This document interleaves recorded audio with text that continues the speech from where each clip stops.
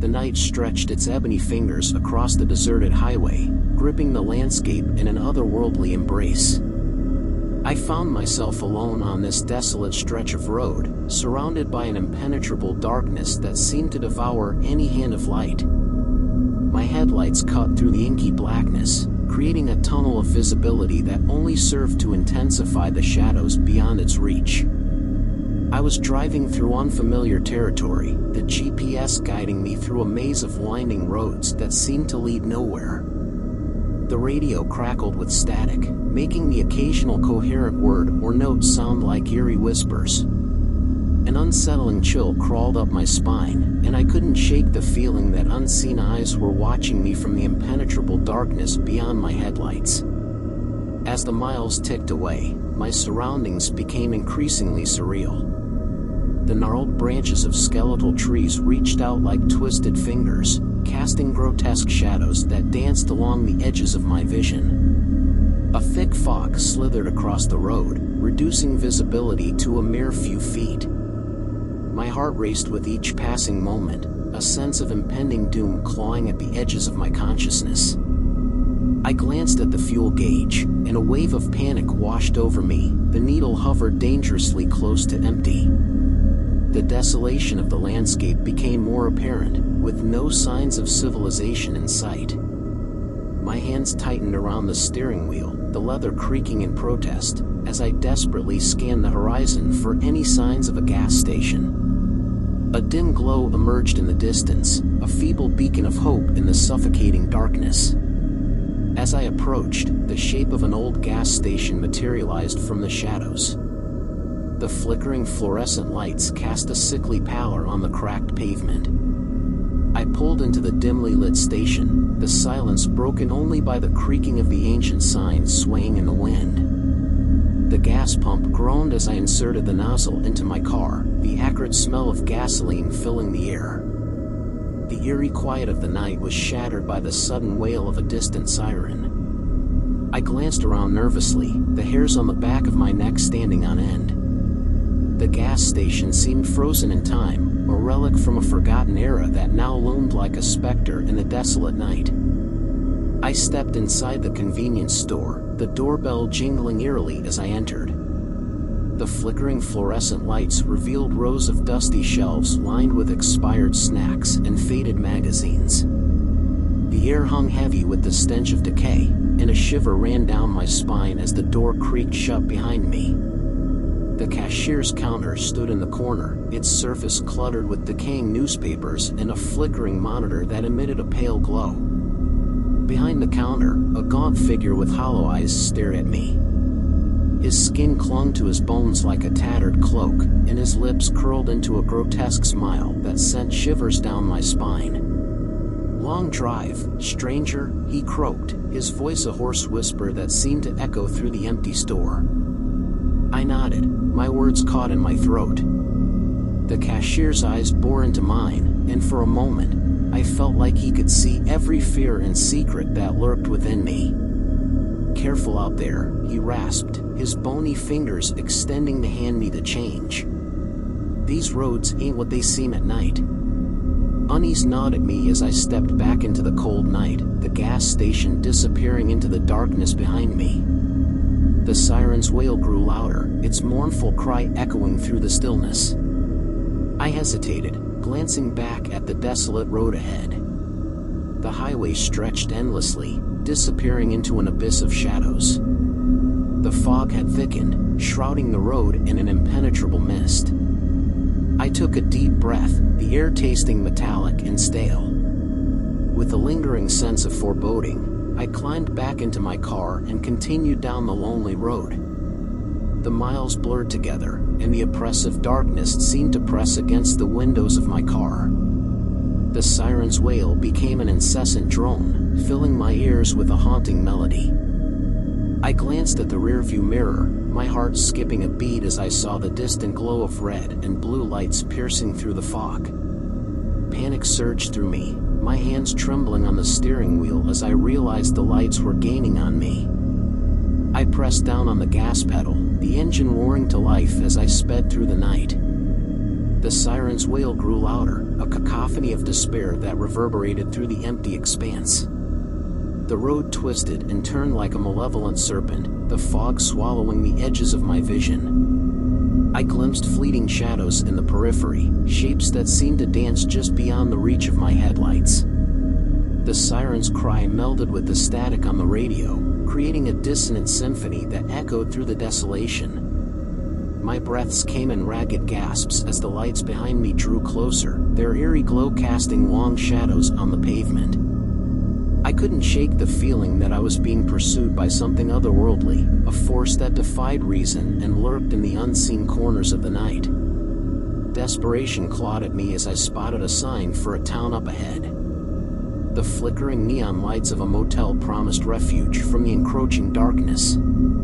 I swerved into the parking lot, gravel crunching beneath my tires as I skidded to a stop. The motel loomed before me, its dilapidated facade casting a haunting silhouette against the moonlit sky. I stumbled out of the car, my legs shaky as I sprinted towards the flickering neon sign. The air was thick with an oppressive stillness, and the siren's wail had become a deafening roar that echoed through the desolate town. The motel's door creaked open as I entered, the dim light revealing a barren lobby frozen in time. A lone figure stood behind the reception desk, their face obscured by the hood of a tattered cloak. The air seemed to congeal around me as the hooded figure raised a skeletal hand, pointing towards the staircase that led to the upper floors. "Seek refuge, traveler," a hollow voice whispered, sending a shiver down my spine. I climbed the creaking staircase, each step echoing in the empty corridor. The oppressive stillness pressed against me, and a sense of dread hung in the air like a thick fog.